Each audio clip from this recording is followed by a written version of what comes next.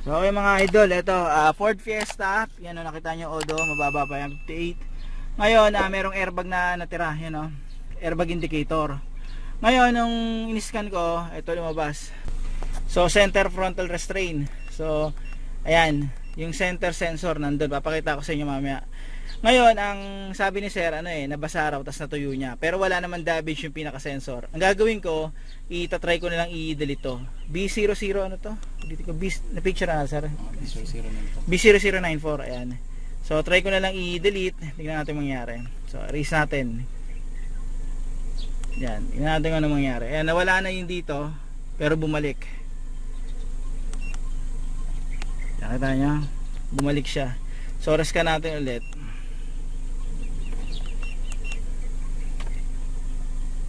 So yun pa rin talaga natitira, B0094. So ito mga paps, ito yung nangyari, matagal daw na iwan yung tubig dito. So may posibilidad na pinasok yung loob nito. Andito yung pinaka niya, yung mechanism niya . So may posibilidad, kasi may maliit na butas diyan. Kung matagal, posibleng pinasok to. Yun lang na problema dito. So ito, yan, ito yung yung primary suspect dito. Yan. Sa connector, wala namang problema . Walang problema dyan. So yun mga paps, ito yung may problema, binalik na namin. Ngayon, ito, papapalta na lang ni sir. Kasi nababad yung tubig dyan, hindi agad natuyo.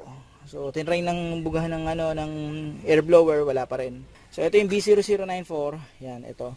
Yung ibang front sensor, madalas yan dito nakalagay . Dito.